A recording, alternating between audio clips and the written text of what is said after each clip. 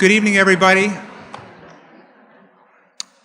Welcome to our community forum on living in a smartphone world. I'm David Fleischman. It's a great pleasure to welcome you. In the Newton Public Schools, our job is not only to engage students, but we believe our mission is to engage families, and that's part of what we're going to try to do tonight. Last year, we held a wonderful forum for elementary families on how to talk to your children about race, and we have some work that's continuing with a parent group. You can see more about that on our website, Family Organized for Racial Justice. 2 years ago, we had a wonderful forum on college stress.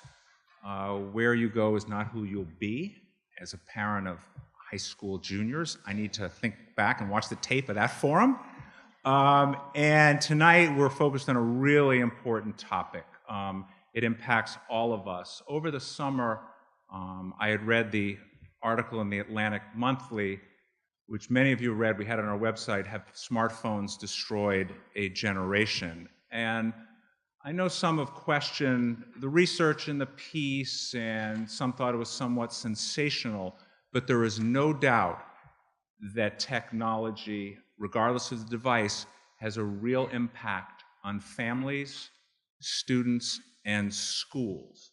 And in particular, in the last 5 years, there's been a real change in technology, and we'll talk about that tonight, and that's also in the article. For me personally, this is also a really challenging topic. As the parent of 2 teenagers, I just don't think I parent that well when it comes to technology. And sometimes I ask others, and there certainly is no magic bullet, and we'll hear that tonight. But we also know that trying to figure out alone is really hard, and so hopefully coming together as a community, asking questions, having conversations with each other will help you as you face this challenge. I also find technology a challenge professionally as well. What should the role of technology be in schools? How frequently should students have devices in schools? I particularly think about it right now when maybe schools in the next few years will be the only place where students have meaningful face-to-face conversations. And we know how important, think of our society right now and how we would all benefit from meaningful and thoughtful conversations on a range of topics that we only want to talk about face-to-face. So that's the context of what we're trying to do tonight. We have a terrific panel. I don't expect everybody to agree. That's why we have panelists. And so I'm going to take a moment to introduce our panel and our moderator. Our moderator tonight is Beth Titel from the Boston Globe. Beth's been in the Globe for many years. Every article that Beth does, it always seems to be on the front page. And that's a high compliment. Beth, in her role, she aims to capture the zeitgeist of modern-day life. She's been a commentator and is a commentator on Marketplace. Many of you have heard her on radio, or I used to see her on Fox 25. Beth is a thoughtful person about technology, and she'll have wonderful questions for our panel. So I'll introduce our panel. Keri Gallagher is the Digital Learning Specialist at St. John's Prep and the Director of K-12 Education at connectsafety.org. The focus of her work is to empower educators, parents, and students to learn with digital tools. She also understands the challenges faced by families when technology is used as an educational tool. To that end, she has provided families with guidance and resources for managing technology and ensuring kids are safe online. And her organization has recently published The Parent's Guide to Educational Technology, and Keri speaks widely on the topic, and we're grateful to have you here tonight. Catherine Steiner-Adair is the author of The Big Disconnect, Protecting Childhood and Family Relationships in the Digital Age. A trainer, speaker, and Harvard Research Associate, Catherine examines how technology changes the way children learn and grow. She has given keynote addresses throughout the world and consults on a wide range of topics, including best practices for a healthy and thoughtful approach to technology at school, home, and work. Some of you may have heard Catherine on Monday if you were listening to Tom Ashbrook's On Point. Lastly, Henry Turner, principal of Newton North High School. We had to have Henry on the panel because we needed to use the building because we didn't have enough room at Newton South. That's not why he's on the panel. Henry is a really thoughtful practitioner of technology leadership. It was the focus of his dissertation. When I want to talk to an educational leader about technology, Henry is one of the people I like to talk to. I just a couple weeks ago, the New York Times business section had an article where someone was critical of technology in college classrooms, and I brought this New York Times article. I was holding it, and I was talking to Henry. I had the paper copy, and I said, "Henry, did you see this article?" And Henry's response to me was, "I've already had a Twitter exchange with the author." So I'm holding the paper. Henry's having the Twitter exchange with the author. That gives you a sense about how active he is in using technology, but also in the technology dialogue. Henry's in his second year as principal of Newton North High School, 6 years as a principal, a lot of experience with technology leadership. So thank you all for being here. Thank you, Beth, panelists. I'm going to turn it over to Beth. Have a great night. Thanks.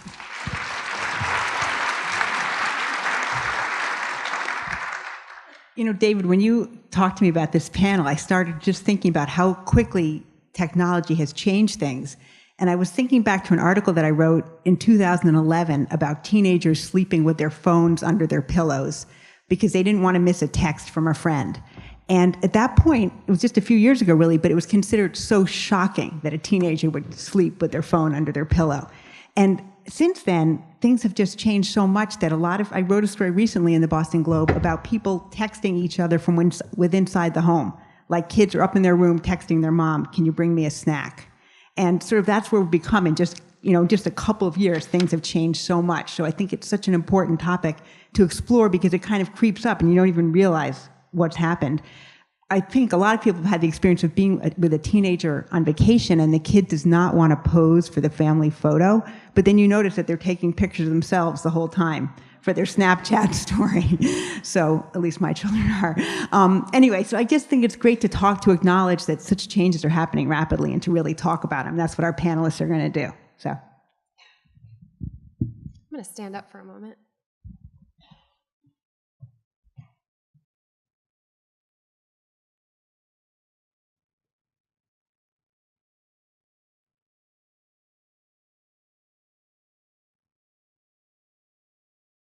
Okay, so I'm Keri Gallagher, and I wanted to start my short remarks with you by sharing this data that was released by Common Sense Media recently, showing that outside of what's required for them to do schoolwork during the day or do homework in the evenings, this is how many hours per day tweens and teens are spending on screen. So about 4.5 for tweens and 6.5 for teens. Now, before we start feeling all shocked and worried, that same organization surveyed the parents of those same children and found out that outside of what they need to use screens for their work and their professional lives, they're using screens for about 7.5 hours a day. So the truth is that our concerns about technology and maybe our problems and issues with technology they're not a kid thing, they're not a teen thing, they're an us thing, they're a society-wide thing. Why is it that we're pulled so much toward those screens? Well, there are certain chemical reactions in our brain that happen when we do certain things, not all things with our phones. We know what those things are based on some research that's come out of UCLA and Harvard, and I can share more of that later as part of answers to the questions. But essentially, I like the way Simon Sinek sums it up. I don't know if any of you have seen his TED Talks or his work. It's really phenomenal. He says the phone in your pocket is like a slot machine. And every time you're pulling it out, you're hoping for a reward. And sometimes it provides it, and sometimes it doesn't.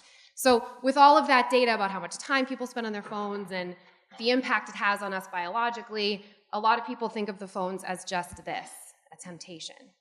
So I'm here to urge you to think of it as both, yes, a temptation, but when used well and thoughtfully and in a way that's informed, I think of phones as this, an opportunity for us, for our children, and for what we do in the future in our work and in our personal lives.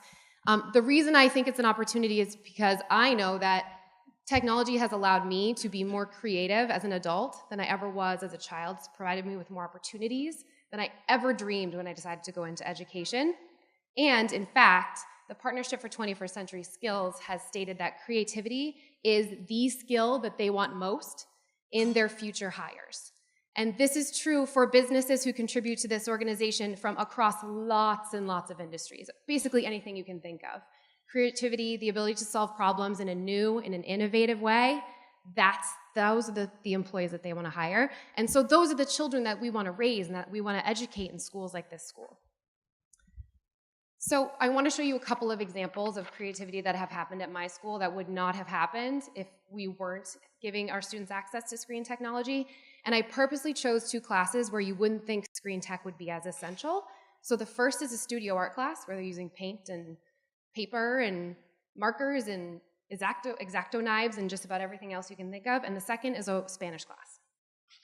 So these are some of our 8th grade boys doing a self-portrait project, which of course this teacher is genius because remember all those selfies? Self-portraits? Think they're engaged in the project? Of course, right? So they're using Photoshop to create monochromatic layers, and then they use the projectors in the art studio to create light boxes on the wall and then trace them. And then they basically create a color by number, and she's teaching them shades of color. And the final products are kind of brilliant and gorgeous. And these are 13-year-old boys who are, from my school, because we're an all-boys school, oftentimes are hyper-focused on athletics and machismo, and you bring in these screens and this level of engagement in an art class, and suddenly their focus shifts, and they become more worldly. Here's another one I really like. So the next example I have is from a Spanish class. These are sophomores and juniors, I believe, and this time the teacher was kind of sick of giving the same test year after year to assess their mastery of the past tense, and so decided to ask them to author a children's book that was meant to teach a lesson, but also they had to use every verb in the past tense throughout the entire book. So they did a lot of storyboarding. So you see, oftentimes when students are using technology in schools, it isn't just the tech, right? There's a mix of paper, just like there was in the art picture, and the tech itself. And they're also working very closely together. You can see they're collaborating really well. They're not sucked into the screens. They're working together. And then they had to design the illustrations. And the final products, they published as actual iBooks in the iBook store, so you could actually download them if you want. And they designed the illustrations themselves. And once it gets to the last page, you can see we also use this opportunity to teach them about copyright-free images and appropriate citation with online media.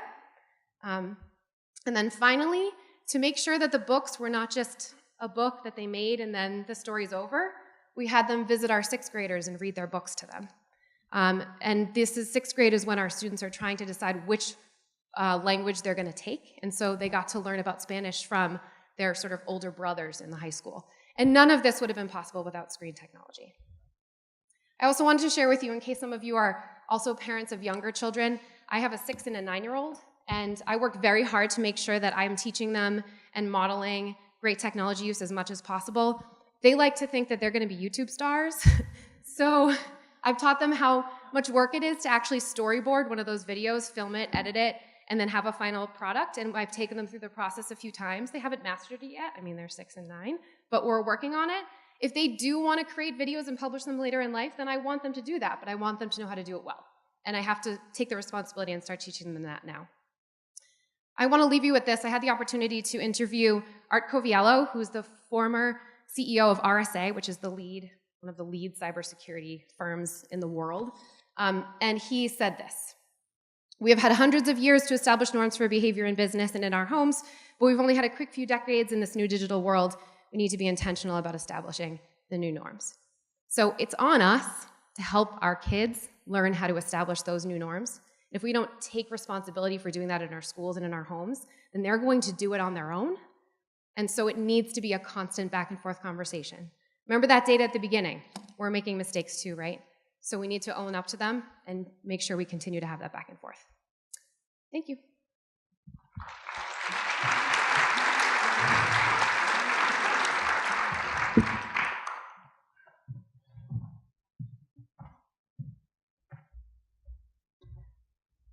So it's great to have different perspectives, and those were some of the wonderful examples of the use of technology in schools.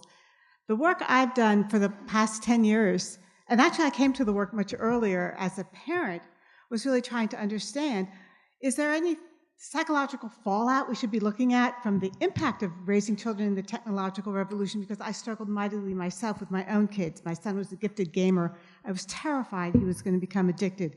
My daughter was in 7th grade the year MySpace was invented. She got a horrifying, sexually aggressive piece of messaging from somebody we had no idea who it was, and I've had this sense like, oh my gosh, parenting has completely changed. I'm totally unprepared for this.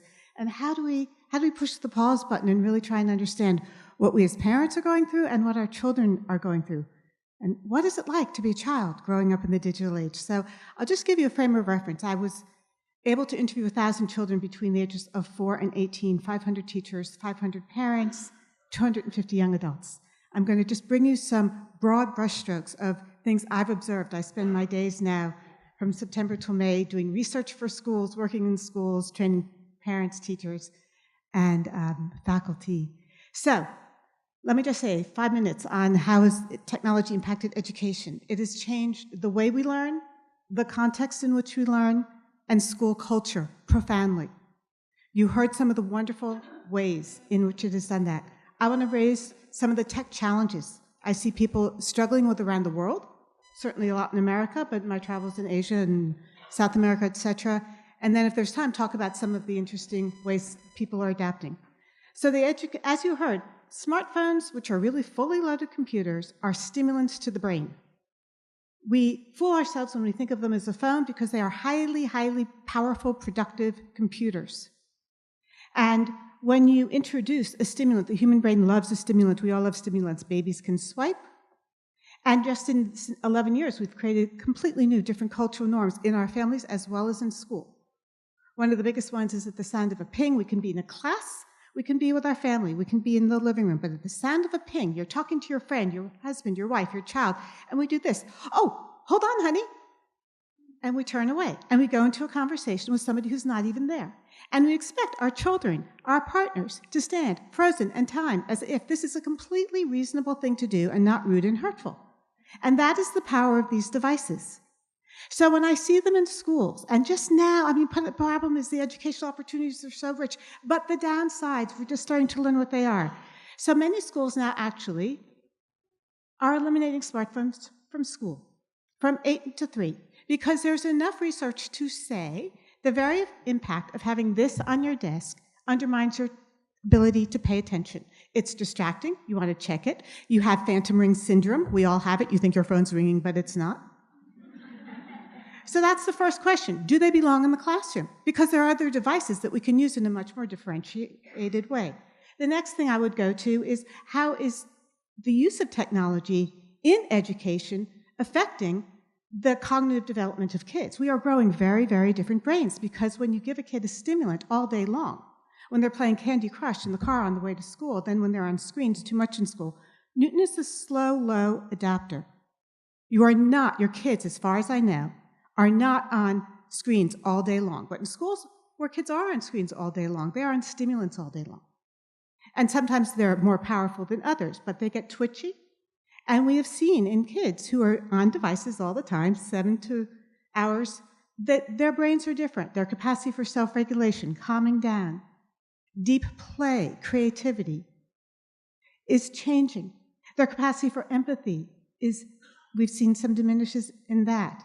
When little kids are given phones to calm themselves down, play little Candy Crush, we're not teaching them to self-soothe. We're teaching them to use a stimulant. So when kids are in school and they say the biggest reason they turn to their smartphones is that they are bored, which puts the emphasis on teachers to be more compelling. Actually, that's not the whole picture in my thinking. It's also because they have come to crave the stimulant of the device, which is also why they struggle so much at home, one of the reasons they struggle so much at home with multitasking. Let me just say, in schools, here are some things to think about.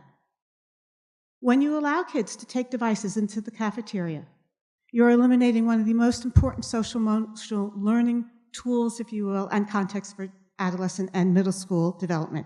And that's the capacity to have a conversation, sit down to a stranger, learn how to make eye contact, reach out to somebody else. And schools that are experimenting with this and see the decline in these capacities of kids are saying, let's have half the cafeteria be no devices and see what happens. So when I do research in schools, we play around with this, and I tell kids that along with creativity, social emotional learning is the most important tool for you to have to be successful in life. And these devices delete some of the most important contexts for learning how to relate as well as learning how to learn. Is this really what you want for your own education? So things like pastime. We know now from research, when you leave a class, just like when you leave a movie, the best thing to do is talk to somebody about what you just learned. As you say, it's boring, it was great, your brain continues to download the information. The minute you pick up a phone and start texting, it stops. 9 minutes disappear, neurologically and cognitively. So whether you allow these in pastime becomes different. Do you have tech-free devices? Can a kid sit in an auditorium and be texting when there's a speaker? Because if so, they're not learning how to listen, how to self-regulate, how to pay attention. And the decline in singular focus and singular attention has been significant with the introduction of technology to learning. So we have to really think about how we train kids to use it, where they use it, what the context is, what the climate is. The next thing that I want to talk about quickly, I was asked to talk about, is the impact on families. So let me say, this is the paradox of parenting in the digital age. Never before has it been so divinely possible to be connected with people we love the most. We can text, we can face chat, we can Skype 24/7 across continents, across the country. Your kids go to college, it's great, they can show you everything. However, it's so clear these devices are straining our family relationships profoundly. And when I interviewed children and asked them, so what's really cool? I mean, you guys, you're the experts, 4-year-olds, 18-year-olds, 30-year-olds, you're the experts on what it's like to grow up in the digital age. I didn't.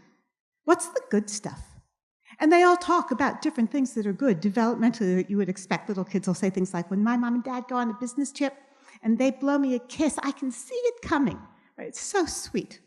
Middle schoolers, one of their favorite things about texting, when I get a bad grade on a test, I can text my parents and I don't have to see the look of disappointment on their face. You see a little developmental shift there. So here is the most interesting finding for me, one of them in my research. Didn't matter what age children were. This knocked my socks off. I couldn't believe it because it's very rare in child development to hear kids of all ages say the same thing. Is there anything that's frustrating or hard about having parents with Bluetooth, smartphone, iPad? And they use the same 5 adjectives over and over and over. Sad, mad, angry, lonely, and frustrated. It was like hearing the Newton, children's choir, all ages, singing a song of such frustration, trying to get our attention, trying to get their parents' attention. And older kids understand that we've lost the boundary between home and work. But they say things like, I'm so grateful my dad works so hard, my mom works so hard, we live in this gorgeous community, I get to go to this amazing high school, but it really sucks when I have to say, come on, Dad, do you have to text on the ski lift? And little kids struggle at 6 and 8 because they don't understand that we've lost the boundary between work and home. But when we come home and we walk in and we're like this, or just check, or come in the door, we all have this new habit. Hi, honey, how are you? I'm just going to check email. We disappear on average 25 minutes. So little Annabelle at 6 says, when my mommy and daddy come home from work, it is very frustrating. I get very lonely. Sometimes I get sad. And I said, well, why? What happens? What do you do? And she said, well, every night I tell myself the same thing. I say, hello, in my head, because I don't say it out loud, because if I do, they get mad. Hello, do you remember who I am? I am your DAUGHTER. You had me because you wanted me, only right now it doesn't feel like that at all. And she turned to me and said, but I don't say it, because if I do, they get angry. And it makes it worse. Now, this is a beautifully resilient child who's coping with this. It's night after night after night. That's the bad thing. It's 24/7.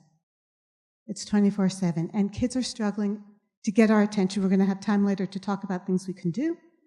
But one of the hardest things I would say, and one of the most important challenges as parents today, is to protect specific times in your day to connect to your kids at home, to make sure you are available to them emotionally. When you are texting, when you are on your devices, your empathy goes down, your hearing goes down, your sense of time disappears, your sense of awareness, ambient awareness, where you are in time and space goes down. We are not neurologically the same. We think we are. We just picked this up. We think we are not. We change. And then the way we relate and connect to one another changes profoundly as well. So we have a lot of challenges, and the best thing is that technology is advancing in its capacity to help us use it in differentiated ways. For parents, one of the best new inventions is an app called Circle, the Circle. It's the most fully loaded app that gives you the capacity to understand where your kids are, what they're doing, who they're doing it with, etc. And I think I'm out of my 10 minutes. Have I used my 10 minutes? It's also interesting. Okay, so I'll say one or two other things. One of the biggest things combining and bridging home and school is the following. The experience of being a child in middle school and high school today is so phenomenally different from when we went to school. And in some ways it is so rich because some of the stuff they're doing in classes are mind-blowing, the primary sources, and you're studying the Serengeti and you get to go to the Serengeti. I mean, this is unbelievably cool and wonderful. But here's where it's not so wonderful, and here's what is so different for children and parents. When we went to school, the drama happened at school. You went home. Home was boring. Home was a sanctuary. Home was your parents kind of nagging you. Did you do your work? Come to dinner. But it was quiet time. Maybe you could talk. I had my princess phone. I was on it all the time, but it was one phone, and with one person. So it's just the opposite for kids today. They go to school, and in my research, the same thing Keri said. Kids would say, I love school. I love school because, at school, when you ask a grown-up a question, they actually answer it and maintain eye contact with you the entire time without saying, hold on, honey, this is work. I just have to check, right? So kids are at school, connected to their wonderful teachers here in this community. And at school, they're reminded to be their best selves, be kind, be thoughtful, think before you speak. Then they go home, and they are on social networking sites for 7, 11 hours, depending on the research you read. And these social networking sites have the exact opposite values of your family values and the values at school. Not all of them. Now listen, this is very important before I dive into the dark. 60 to 80% of what kids do on social networking sites is either boring, hey, what's up, how are you? But fun connecting stuff. Kids help each other out online. It's good, and sometimes it's life-saving. Kids are reaching out, helping each other, finding community, connecting to people, sharing talents, co-creating, doing wonderful things. But the bad stuff is really bad, really bad. And the hardest thing for them is that when they go home, instead of leaving the drama behind, the drama is in their bedroom on 2 or 3 devices at the same time, which is why they multitask. They live with a quality of FOMO, fear of missing out, anxiety, that is profound and unlike anything we ever experienced. And what is so hard is the very experience of the anxiety of missing out on things and being on 3 screens at once. Also, because it's a stimulant, revs you up, gives you energy. Kids think they learn better, they can do it, they can, none of which the research bears out to be true at all. And they have to see every single sleepover they weren't invited to. They have to see their ex hooking up with their new best friend.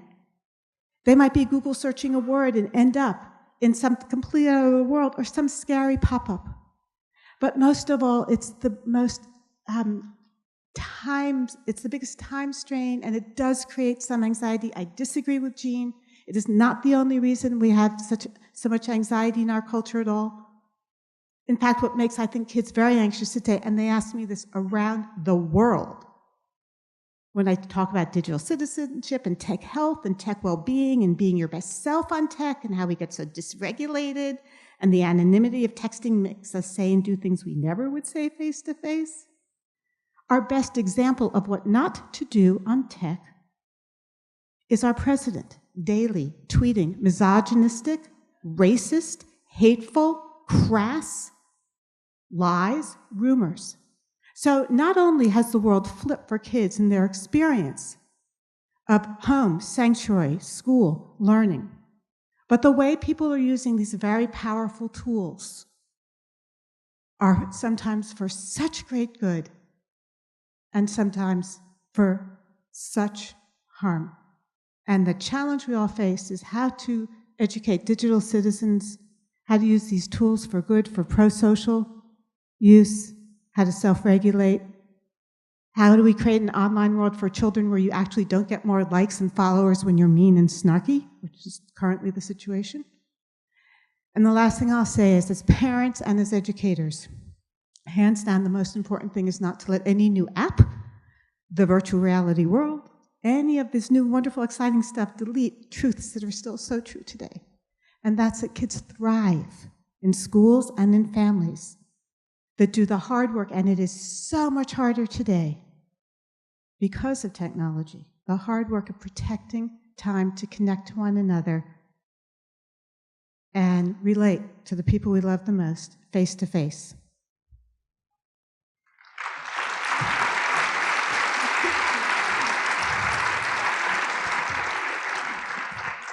So first, I'd just like to say, this is an important event when we have more people here in the auditorium than we do in a Newton North theater performance that's happening right next door. So that's impressive. So I'm thinking of this as a school leader who is struggling with both sides of the argument. And truthfully, you may be in the same place as I am, is that I agree with everything they just said. And that is the problem. That's the challenge that we face. And I also think that this conversation is actually a little outdated already, in that our kids don't use the phone piece of the smartphone. This is a computer. And as you all know, is that we can receive text messages via our laptops. Many of us regularly, it's actually easier to text when you're on your laptop, when you're using your laptop. And so this is not just about smartphones, but really about all technology and really ultimately the challenges of screen time.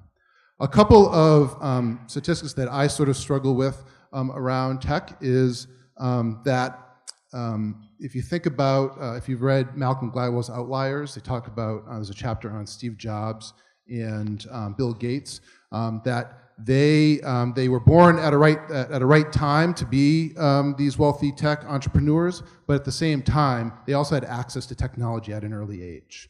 And so they developed the abilities around technology to be able to to become creators of technology. The next one is that the reality in Silicon Valley is that most of the CEOs of tech companies are white males.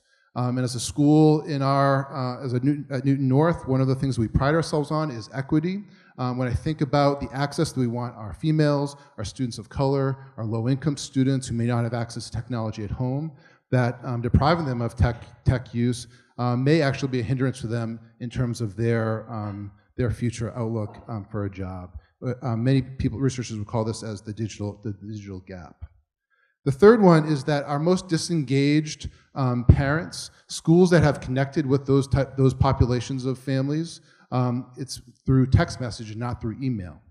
And that's where we're seeing a lot of families are actually receiving their communication. And trust me, families, I will not be texting you as much as we email you here in Newton North. But those are the things that I struggle with, because we see the benefits of technology, and yet we also know that it can also, that our students are using screens a lot, and as Keri showed, that we're using screens a lot. Families coming through Newton North regularly tell me, why don't we just ban cell phones? Because what they see on Main Street are students always looking at their phones. They may be at the table, talking to their friends, looking at their phones. Why don't we just ban them? And the reality is, the reason why we don't ban them is because I'm sort of in the same place as you are, is that I see the positives and I see also the challenges. And as a tech leader, I want to be able to help our students develop the skills to be able to the tech skills, but also to help them find the balance. And so those are the three things that I would really just emphasize for us to think about. One is the need for balance. As a principal in my previous school, I helped to convert the school where all of the students had iPads. And there was a year in which we had our senior class. It was their first year receiving the iPads, and our junior class had them for 3 years. So there was an interesting study for us to see sort of the tech development of these seniors versus these juniors. And the seniors, first of all, looked like old fogies. They were complaining about the screen and how to type. But one of the things the juniors were able to talk to us about was the ability for them, because they had used it so much in the classroom, to recognize when technology helped them in the classroom and when it didn't. And so one of the things that we learned is that by giving kids the technology, we were able to help them make these decisions about what's the right balance for them. And that right balance may not be the same kind of balance that we think is right for them. It may not be the right kind of balance that their parents thought was for them. But they went into college, and they actually reported this, that first pilot group. When they came back to college, it said, we're more advanced in using the technology as a learning device, and we also know when to turn our screens off during lecture, for example.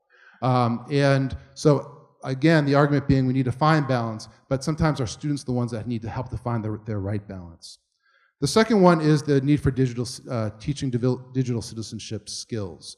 And so one of the priorities here at Newton North is helping students develop skills like empathy and compassion, to learn from other people, how to have a debate with someone in a respectful manner. And actually, David was very polite because the tweet that I was having with that reporter was actually an argument on Thanksgiving morning.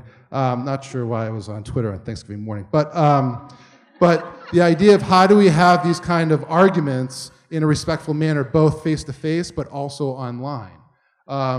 And so I completely agree with Keri in that there are no norms online for social interactions. And so we have to help our students learn the ways to do that. And we all know that colleges are looking at kids' Facebook pages, their LinkedIn profiles, other forms of social media. Why not help them show their strengths on social media as opposed to just all of their random tweets about, hi, how are you doing, what's up, and the football game or whatever else that could be even worse.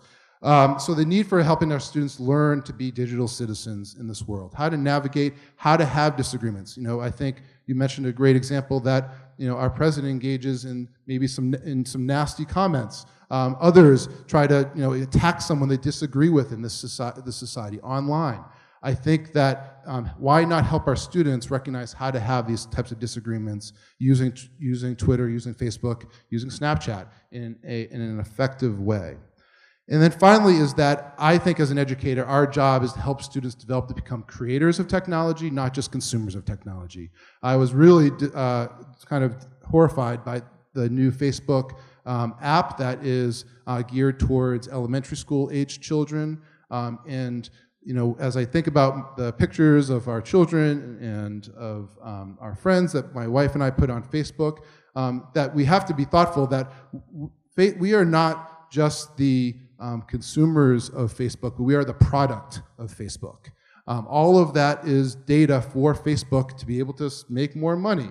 And so thinking about not just being the consumers, not just being the users, but how do we help to become the tech creators? And again, going back to my first point, is I think the only way that we can do that is by putting a device in the hands of a student. And so that's what my thought is that we have to have the honest conversation with our students. We also have to be able to take them away from them when we want them to be present in class or at home. So we have some teachers here who are some of the most tech advanced teachers in the building who are looking and actually just purchased some these little locks for cell phones to put them so that they're away when they don't want students using them. The research shows that when they're in our pockets, we're distracted, as you were showing. So why not take them away from the student when they don't need them, but when they do need them, we still need to use them, or still allowing them to use them, and using them when we think it's effective, when we think it can help them to be creators. And so, just lastly, some of the things that we really think are the benefits of tech are to help students be collaborators. Google Docs is a great learning tool that none of us had when we were writing. The idea of being content developers, to be critical thinkers, and the idea of creativity that Keri was messaging. And so again, I think my role here is to sort of help define, is to help us try to find the balance. I'm struggling in the same way you are at home as a school leader. But I think that sort of having that conversation with our students will start to find that right balance. Thank you.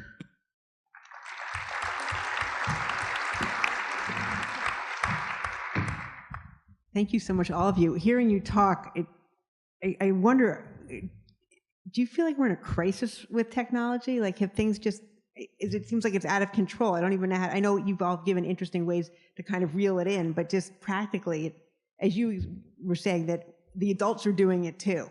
Why don't we start with you? Do you consider us in a crisis?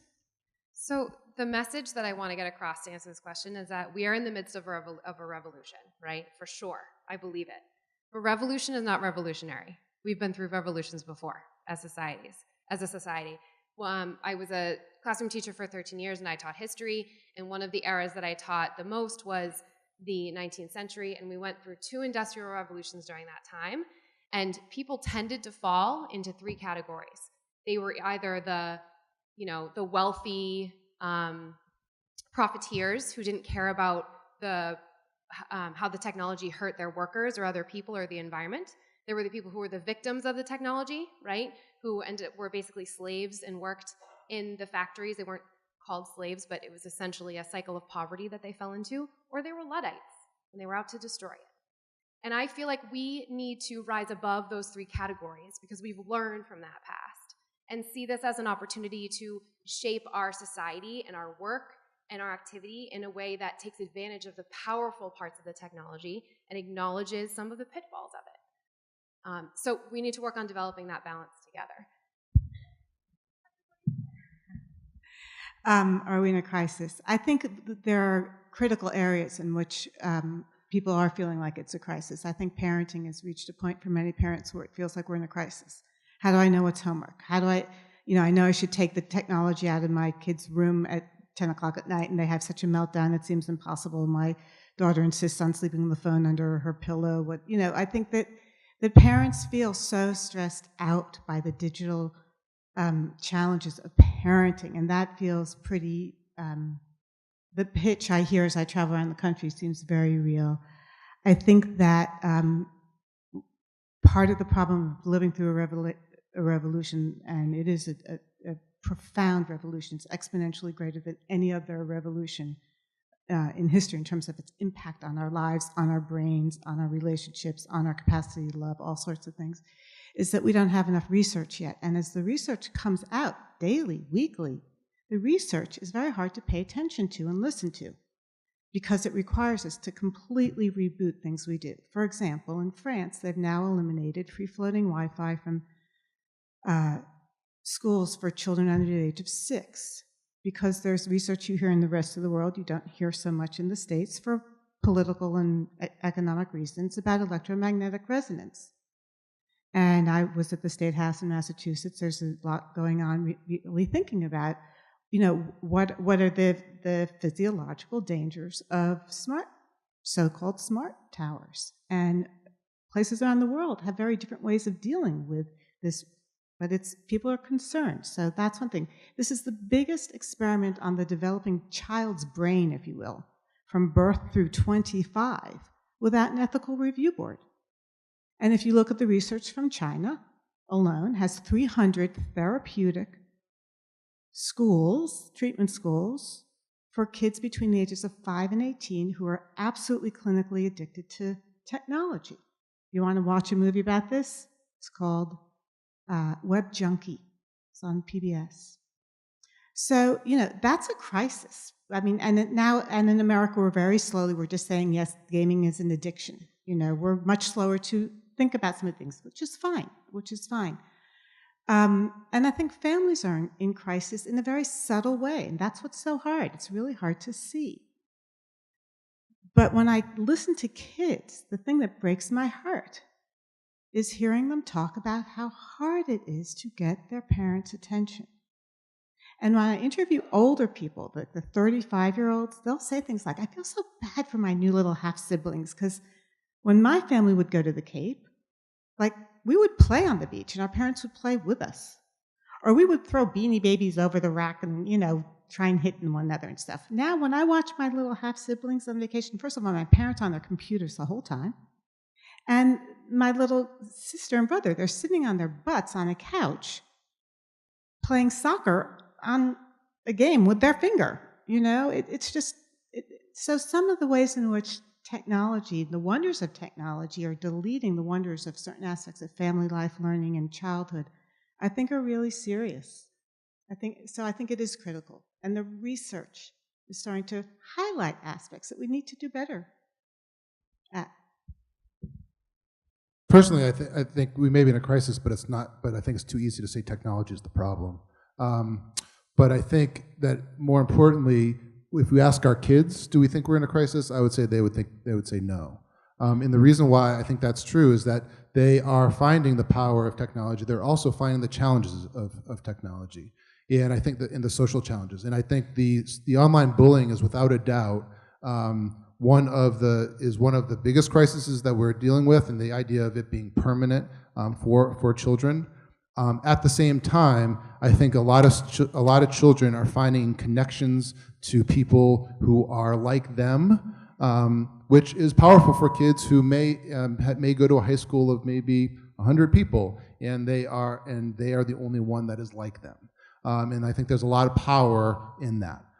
There's also challenges within as well, is that we create these microcosms where we only are liking the people who we agree with, or following the people that we agree with. I think ultimately from their perspective, we are in a changing world, and they think they are at the forefront of it. They see the power of the technology. I also think they don't necessarily see the limitations of it. And I think our life experience is the way to help them to navigate that world. And yet the people who are making this technology are only about 10 years older than them at max. Some of them are younger than them. I want to comment on that. I think that I do research. So when I use SurveyMonkey and ask kids questions, do you think we're in a crisis with technology? I get a completely different answer when it's anonymous than when I ask them in a focus group, or raise your hand if you think. So I think we have to really pay attention to the level at which children are talking to us. And I would say from the research I did, and I think the reason my book was, top 10, whatever, nonfiction of the year, was because kids are in a crisis. And they will talk about it. And if you frame it in a certain way for them and let them talk about it, they are in a crisis of connection. And they say the biggest crisis of connection, first and foremost, is with their parents. And the next one they will say is that they are struggling mightily, not with all the great, really good. Like I said, 60 to 80% is good, but the bad stuff's really bad. And it's hard to know how to deal with. So the spikes we've seen in anxiety and depression, the stuff Jean Twenge writes about, some of that's very real. I want to point out another place where I heard people talk about something that felt critical, important, frustrating, sad to them, and that was the 18 to 30-year-olds I spoke to.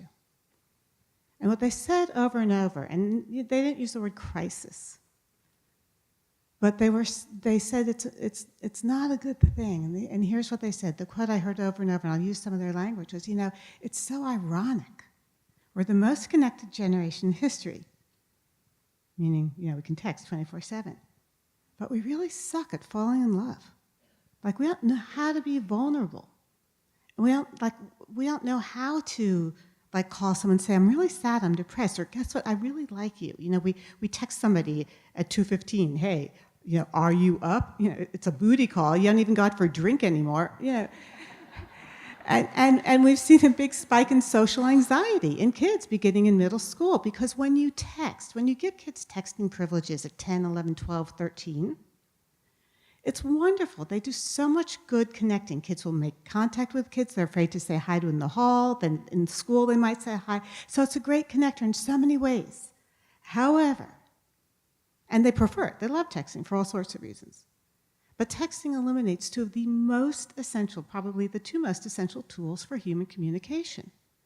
And the first one is tone of voice, which is why you should never text your kids during the school day. Because you text them from your nice mommy-daddy voice, hey, honey, how'd the test go? But they're not hearing it in your tone of voice, they're hearing it in theirs, which is, did you do good on the test? Is it going to get you into college? They hear it as pressure. So kids are communicating in a way where S-O-R-R-Y, is it snarky? Is it I'm sorry? Is it sorry? And then the other thing that we eliminate is seeing the impact of your communication on the other person. So these are tools for connection, tools for relationships, but they also need, as you say, places to practice talking, listening, active listening, respectful listening, difficult conversations. And that is so critical. That's such a good point. One thing I think about a lot is how we're giving kids the tools to get themselves in a lot of trouble. That really scares me. People talk about keeping kids safe, but it's often from predators, but often the person they have to fear the most is themselves, making some stupid video that goes viral and then derails them. And I can see from a kid's perspective, to them, putting something on YouTube is just the same, or Snapchat stories, just like talking to somebody. And they don't realize the impact they can have on others and also their own lives. So I was wondering if you could talk about that at all, because that seems like a very current and real problem for me. I think they know the difference between just talking to someone and Snapchat and YouTube. They know that Snapchat and YouTube that's pure performance. That's what it is. And they know that. And they're looking for feedback as a result of the performance. And that's where they get those pleasurable, dopamine hits that make us feel good when we get likes on Instagram and all of that. But I think they can tell the difference. But the text messaging really is that primary one-to-one communication. But I wanted to say something about putting the tools in their hands when they're young so that they can develop these skills over time and in a controlled environment and under circumstances where we as their parents are talking to them often. I have a 9-year-old and I just bought her a smartwatch. And I have complete control over her contact list. I have complete control over who she can text and who she can call. And the people who she can call are me and her dad, her aunt, my parents, her other grandparents. And she's learning texting and emojis and that other language that she's going to have to be able to use when she asks me for a smartphone in a few years. Because I don't want to suddenly put an iPhone 20 or whatever it is by then in her hands when she's 13 without having her develop those skills over time under my supervision and with my guidance. So yeah, 9 for a smartwatch might sound young to you, but it's a smartwatch that's designed for children with parental controls, and it's helping to facilitate the conversation I have with her. And I also had conversation with all of those family members to help her build that up. Now today, on my way here, she left me a voice message saying that she was mad because her sister was yelling at her. Guess what? I didn't reply, because that's not worth a message. And I'll talk to her about that in person tomorrow. That's something she needs to work out with her sister face to face, and we'll have a conversation about that. But that's me building those skills with her over time, and that's me taking responsibility for that as her mother. And I actually disagree with you, Henry, about that Messenger Kids app. I think it's phenomenal. I think it's finally a social media platform understanding that parents need some form of training wheels for social media for their young children. These are not these children's own Facebook accounts. These are only created through the parent's account. You don't have to share any identifying information about your child in order for them to be able to use it. It's completely controlled by the parent, the contact list, all of that stuff that I just mentioned about their watch. It is not a Facebook account. If they choose to create a Facebook account when they're older, when they turn 13, which is the federal regulation, then that will be a clean account. It will have no connection to their previous account. And if you're worried about them having content pushed into the Facebook ecosystem, guess what? It's already there, because we've been posting pictures and information about our kids for years on Facebook. So this is, again, training wheels, an opportunity for us to teach them by putting the tech in their hands during a time and with some controls that they can build those skills. So from the other perspective, which is what's fun about this, Germany has now made it illegal to give kids under the age of 13 a smartphone because of privacy issues. Yep. And also mostly because of privacy issues. And I think I myself, let me say this. I was just on that Tom Ashbeck thing. Yes, a great deal of thought and pragmatic thinking has gone into Kids Messenger. And it has controls in it that you now can use the circle and put in your kids' smartphones of any age. But every time your smartphone goes off, it's a ping, it's a stimulant. We do not know yet the effect of wearing technology on your brain. And the other thing that I would say is, from my experience, seeing what kids are doing in the trailers I was sent to look at the impact of this psychologically, is that do we want the fun of the smartphone and making goofy faces on it, which is one of the fun things kids could do, to become the kind of time sink as well as stimulant and distraction on a play date when kids can make funny faces, draw funny faces, and play face to face. So I think, and I myself, looking at what happened with Facebook, with Russia, with, Catherine. I myself would not trust Facebook with all the promises about privacy and data and safety and security. That said, I agree with you. There's a lot of control on parents' parts. I do not think it is a good idea myself to put kids on technology and dependent on technology at such a young age. I just don't want technology to delete some of the things we know neurologically, cognitively, and socially. They can learn, they need to learn 0 to 10, that you cannot go back and reboot. And there's nothing a kid cannot learn at 10 that they learned at 5.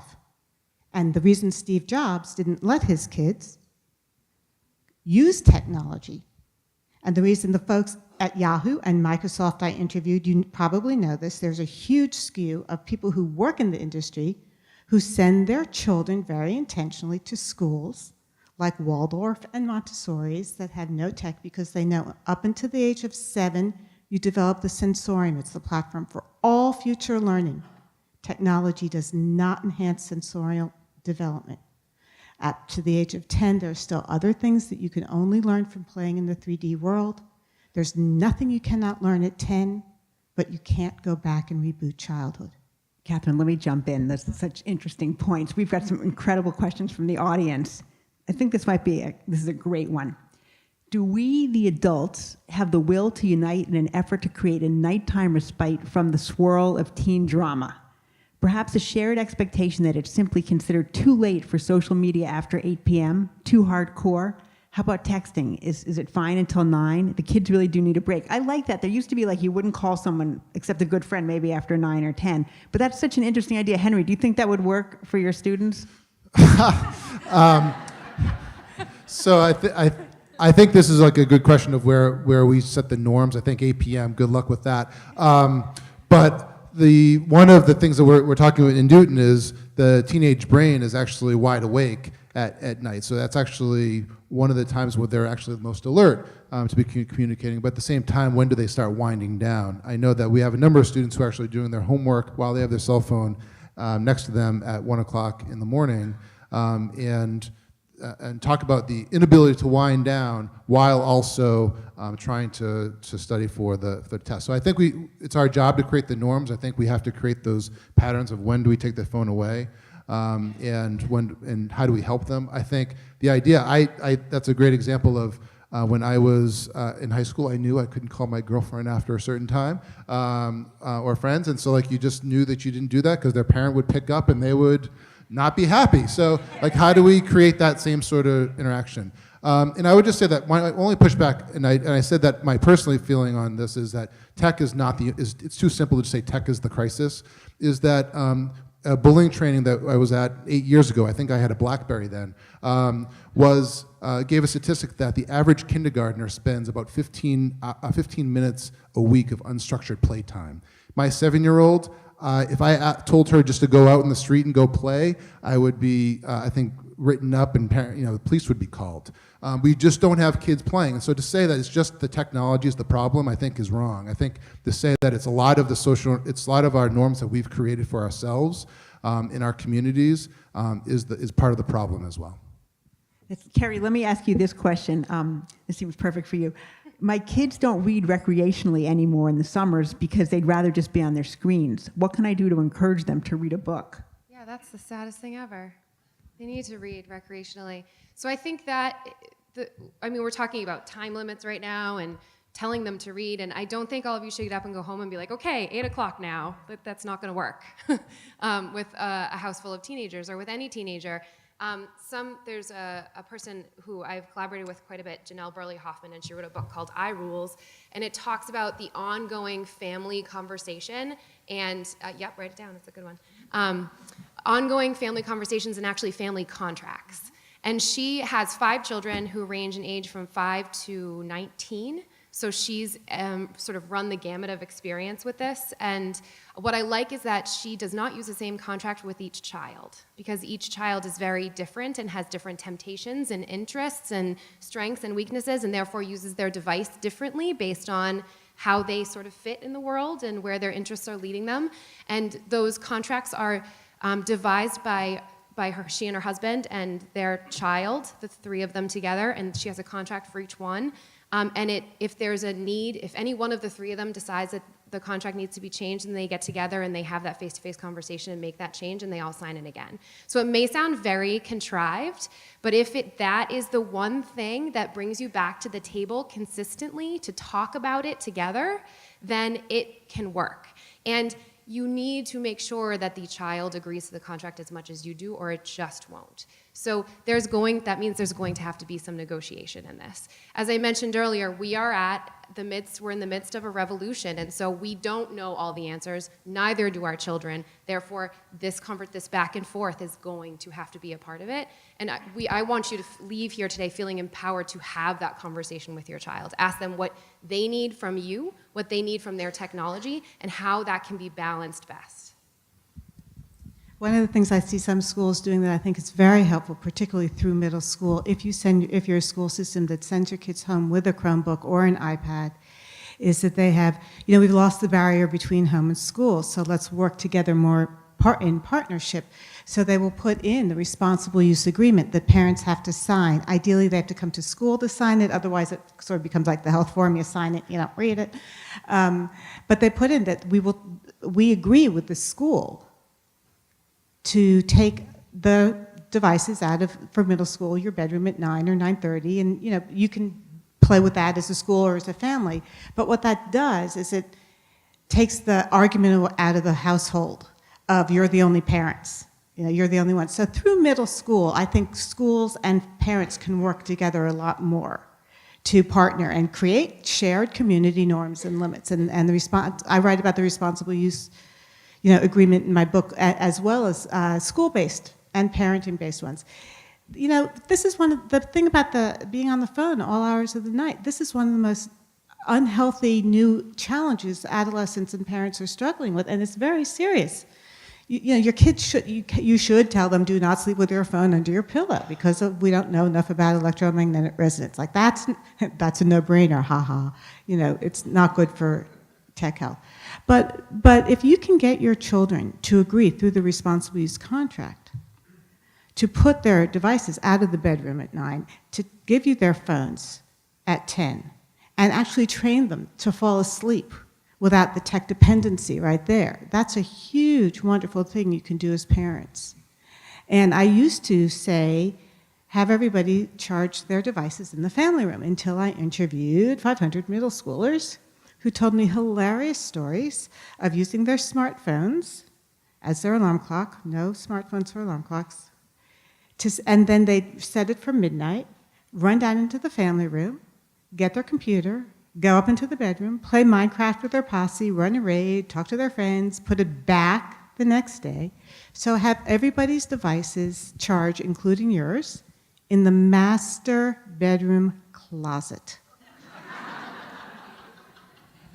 Can I just say a couple quick things? One is that I think in the contract, I completely agree the idea of having a contract, but I think the contract has to be about asking your student, and having them really feel like an equal participant here. And in order to do that, you can help develop these skills of what does it mean to be an effective learner for them, which our strongest students are reflective of themselves, of they know how to do school. They know what it means to be a learner, and some of our students don't. And so how to sort of ask the kinds of questions will help them think about, such as, where is the best place to do your homework? On the tests that you've done the best, where were you studying? What were you doing? And I think asking them what the goal is. Is the goal for us to have a technology contract so that you can do well in school, or is it so that you can spend more time as a family? But what are the goals of this contract? And I think, again, it's going to be easy as an adult to give all the answers, but we really have to ask our students.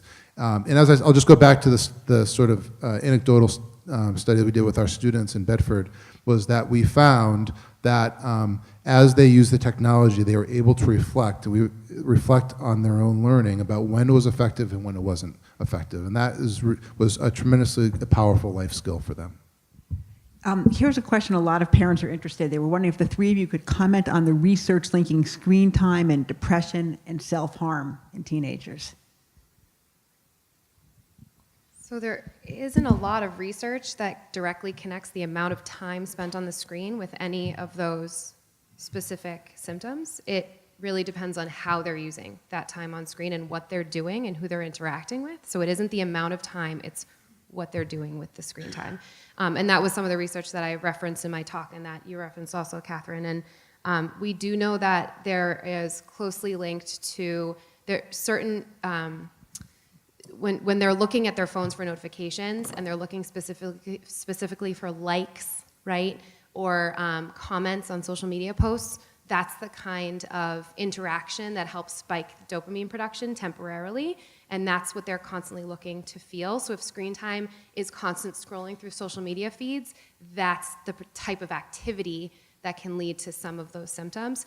But if the screen time is them, creating music and editing it, or designing a video to help advertise, a school play or something like that, that could take hours, and that's not going to lead to depression. So it's not about the time, it's the activity. I agree. I think that's well said. Screen time can be life-saving. It can be completely pro-social. It can be collaborative. We see kids increasing their capacity to work together, to share information, to help one another. If you connect online to make a plan to get together, that's a great thing to do, because it's not only connecting now, but it's making a plan to connect face-to-face.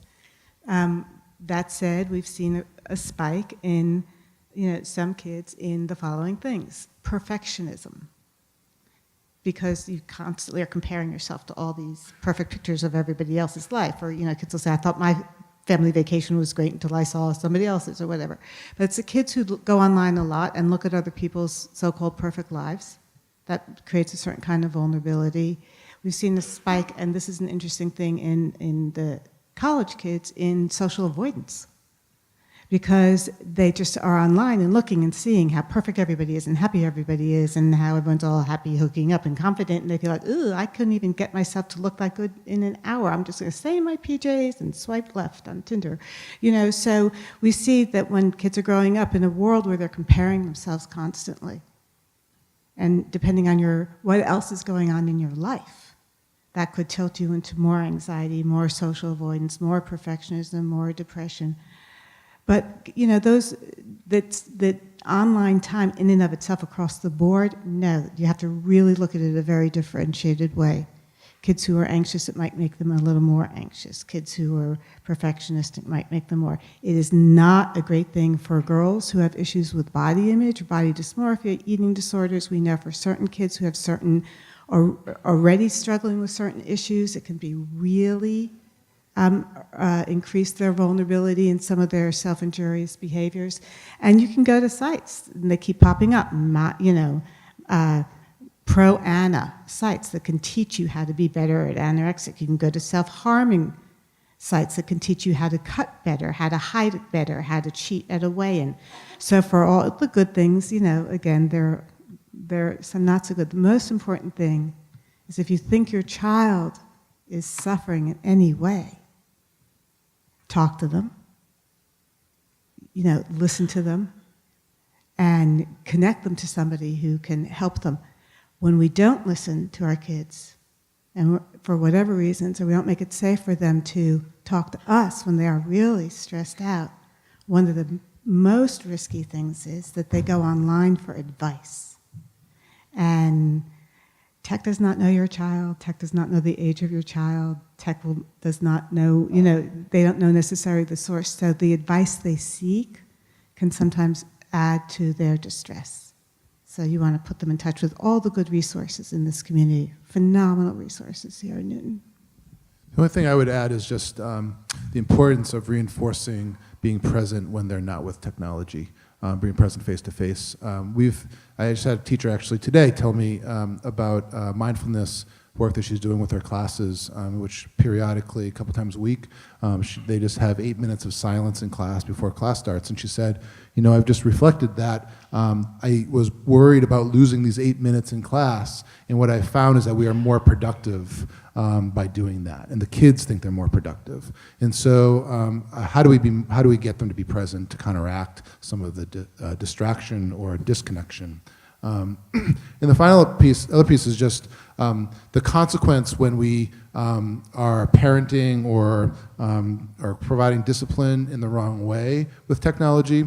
And the way that I've seen this is just sort of the random act of like, I'm taking your cell phone and you can't have it. You can't have it for 2 weeks or a month. And so the challenge of this world that they're in is that they live in a world where it's important to be connected. And so the panic of when we just take it away is that they feel disconnected, and so therefore they can go into a further cycle of depression or anxiety. And so how do we have conversations when we want to discipline them, we want to take the phone away, and doing it in a way where it's not abrupt, but that they're understanding, that we sort of make sure that we're engaged in the conversation so they are feeling, they're not feeling like they're disconnected and that we're further creating a worse problem. Henry, that actually gets to a really interesting question from one of the audience members. Our sophomore, this is what the audience member wrote, our sophomore does not bring the phone to school for all the reasons cited by Catherine. While we think this is best, our sophomore complains about feeling disconnected during the day because all other students are on their phones. Any suggestions? It's a very real one. Yeah, I think it is a real one, and I think that it is always an individual choice. We have one important thing to know is that you are not the only parent struggling with this, and that they're not the only kid that has the parent that has made the decision that you've made. And sometimes that feels isolating as a parent. And so we have a lot of students who do not have a cell phone and go through all 4 years without a cell phone. So it's important to know that. And at the same time, I think that you have to have the conversation. They have to understand the reason why. Are there other ways for them to connect? Are there other types of technology that they can use to connect? And I think engaging with other parents about what they're comfortable with, talking to the school, talking to your school counselor about what are some other things that parents are doing. I think our counselors here at both North and South are great people to help sort of share what are some of the parenting styles that parents are using. We also have forums where we're able to have these kind of conversations as well. So I think that learning about what other parents are doing, they really model your parenting style, but also know that idea of like the kid feeling like they are disconnected and everyone else has a cell phone, and I'm not sure if that's what you're insinuating, but that other kids are saying the same exact thing to their parents, and kids do fine without a cell phone here at school.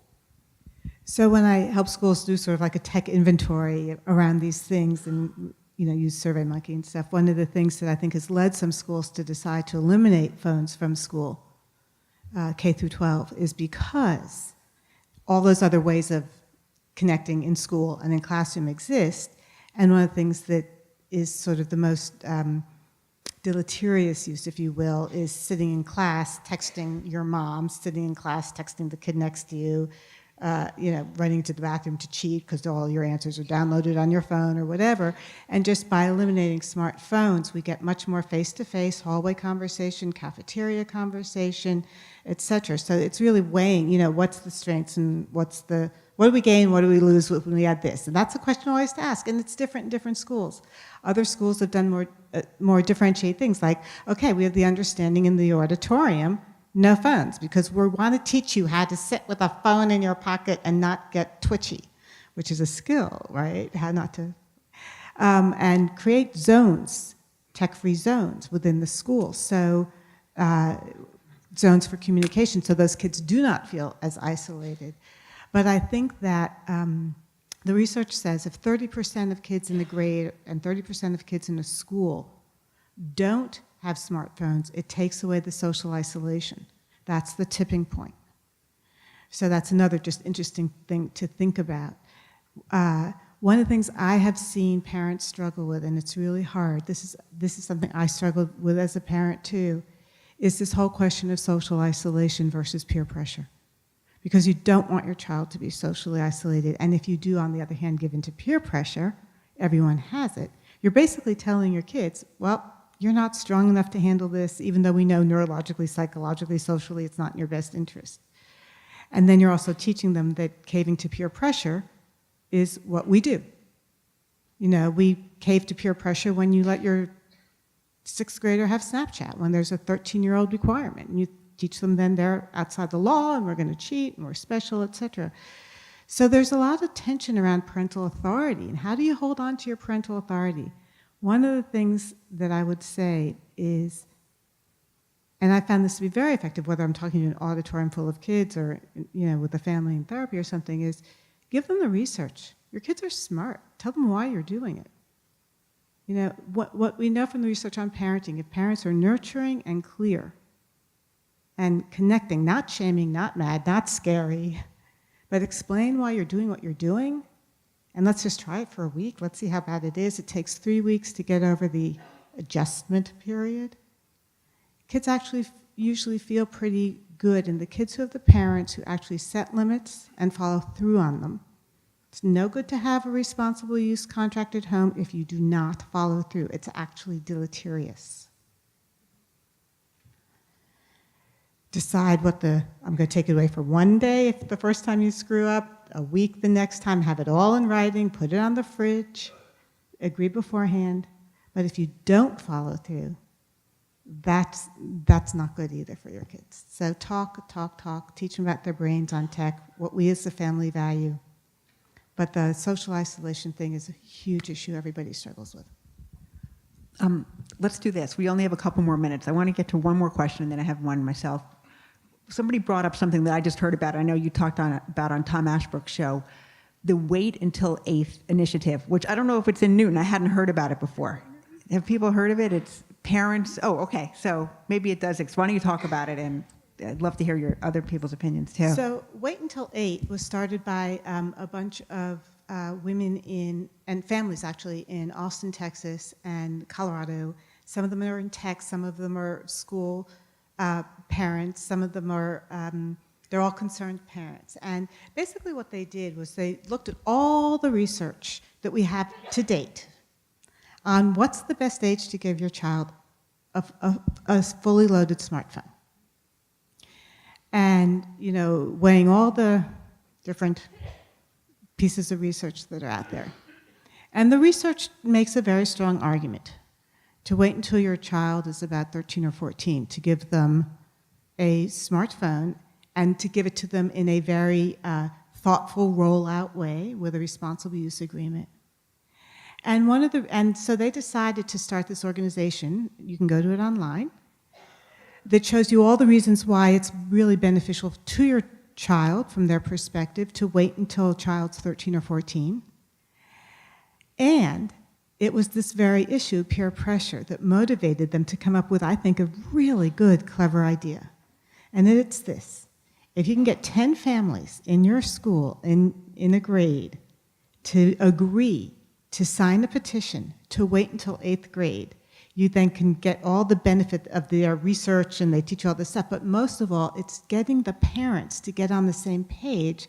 So when your kids come home and say, but everybody else has one, you can say, oh no, they don't, because if we go on the Wait Till 8th website, we can see 27 kids in your grade do not, 27 parents have signed this, etc. So what it's trying to do is take the village, use technology to connect them, and help diminish the sense of social isolation and parental worry and anxiety about what your kids are doing, and wait until an age where kids are, I think, much more capable of understanding. And they actually need to learn in 8th grade, really, how to use one of these things really responsibly. So it's a wonderful grassroots movement that's taken up it's much more established on the West Coast because it's sort of West Coast based, and it's just starting to come east. And I highly recommend that you look at it and think about it here. The schools I've been in that have used it, it's been fabulous. And it doesn't mean everybody has to do it. It's just a certain percentage. Catherine, this is something that you and I totally agree with this. There's a reason that the Children's Online Privacy and Protection Act put the age of 13 in place for students to have legal access to social media accounts and a lot of the other apps that they get access to once they have a fully loaded phone. And it's because of the research that Catherine was just talking about that's behind that wait until 8th. That does not mean, however, that I think they shouldn't have access to any technology or any form of messaging prior to that, because if they have no access to social media until then, and then you give them a fully loaded Pixel 2 or iPhone 10, holy wow, you're gonna be in trouble. They need training wheels, they need time, they need guidance, they need practice. And guess what? During that practice, they're going to make mistakes. It is not possible for every time a baseball player gets up to bat for them to hit a perfect hit, all the way out to the outfield. They get up, they swing, they miss a whole bunch of times. And every now and then, they get a great hit. And that's what's going to happen with your older elementary and adolescents as you're starting to train them on the skills to use these tools with some parental controls along the way. It can be discouraging, it can be tough, but it's worth all of that effort during those years before you give them that phone when they're 13 or 14, because guess what, they'll still make mistakes then, but they'll make fewer, and when they do, they'll know that they can come to you and say, remember we talked about this? Well, I messed up, will you help me? Because you've had the discussions along the way. I just want to clarify one thing. Wait until 8 doesn't say don't give your child a phone. It says don't give them a fully loaded smartphone. There are so many great phones you can give a 6-year-old, an 8-year-old, a 10-year-old. You can give them a basic flip phone. You can give them a phone with texting. You can give them a phone that basically is just like the Messenger without giving Facebook access to them. Like the watch I can adopt. Or the watch. So the only thing that I struggle with, the only thing I struggle with this is that we have students who, by the age of 5 have a laptop, an iPad, and now we're talking about should they get a smartphone or not. But we also have families where this may be the cheapest computer that they can afford for their child. So I struggle with the idea of saying wait till 8th grade for a low-income family where they may be able to afford a couple $100 smartphone where they can get access using LTE or 4G and not have Wi-Fi in the house. So so I think if that's the conversation, the question I think is why do they need a smartphone? And I think if you can have that conversation, then I think that's the appropriate time for your child. And if a smartphone is the only and best way they can, make sure they know about Circle, because Circle is an amazing new app. Disney owns it, so you're going to be connected to Disney.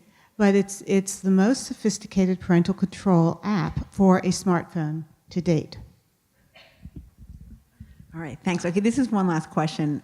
Let's do this. I hate when people do this, now I'm going to do it to you. If you could give one piece of advice to families, what would it be? And I'm sorry, I hate when people do that to me, but I think it would be helpful for the audience, especially since I'm not being asked. Do you want to start, Keri? Sure.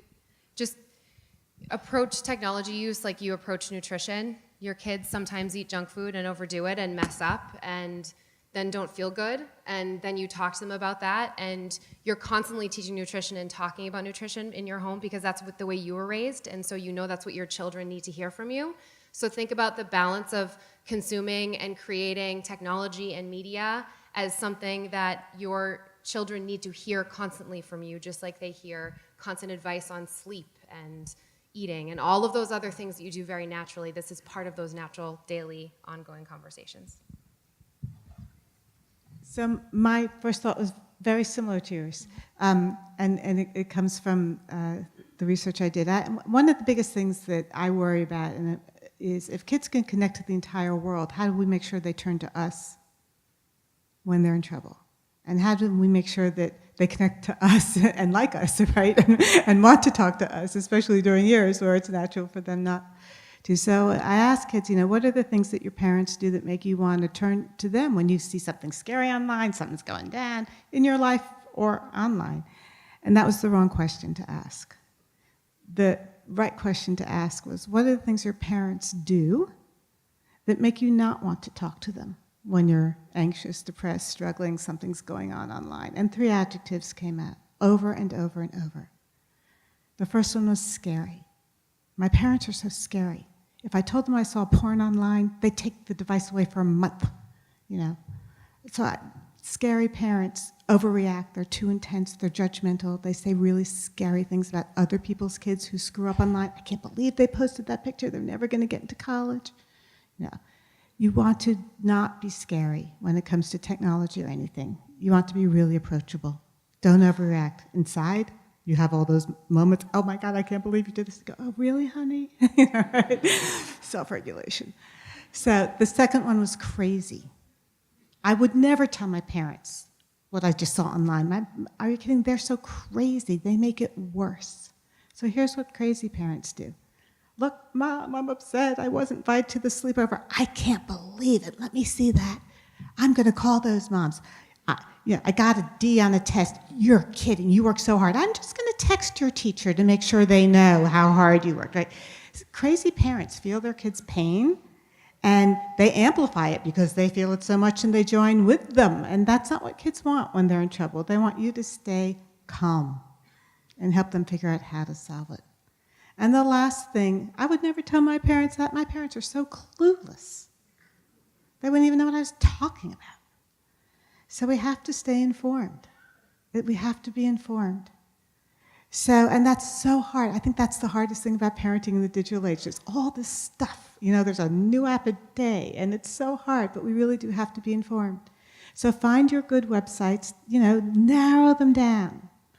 You know, Connect Safely, Common Sense Media, Edutopia for educators. You know, just pick 2 or 3 and have your pipelines of information.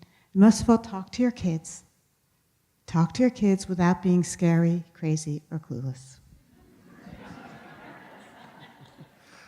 I would just, along the same lines, I would just ask them why they like technology and what do they like about technology. And so maybe learn how to play Minecraft and see why it's exciting for a kid. Keri gave a great presentation at a tech conference a couple of years ago on how to use Snapchat in the classroom, which I was like, there is no way. But she showed some effective ways. Like, how do we learn about to use the technology that they use? The only thing I would say is to encourage them to join a club and to get involved with other kids. And I think to the person who's asking the question about, you know, if my kid doesn't have a cell phone, all of our classes have a Facebook page. And so maybe it's the club's website or Facebook pages, which is the one piece of tech that you allow them to use to be able to feel connected. But to join a club where there is going to be social interaction, and you will see it in the hallways of our schools, that kids are face-to-face interacting often. And that our clubs and extracurriculars are the places where they're doing that the most. Thank you all so much. All right.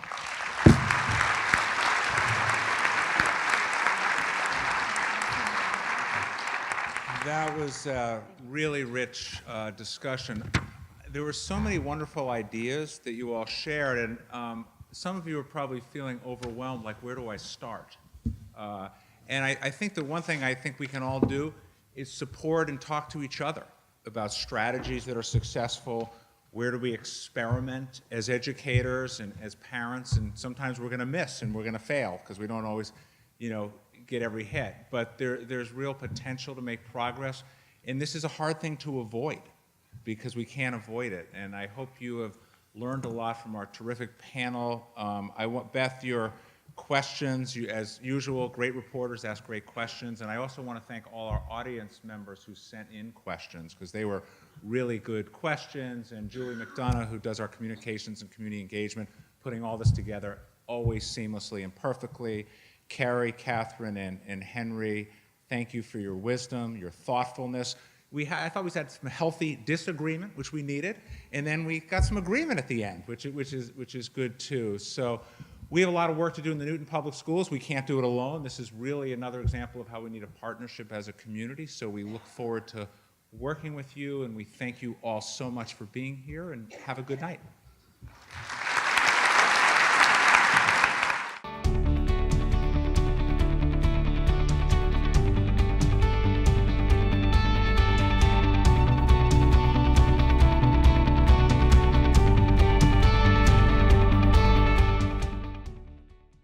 All right, give me a spot.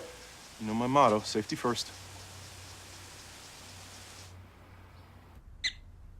They could be dangerous. I think we should call animal control. Animal control? To be safe. Don't worry. Just... I got this. It's a new motto.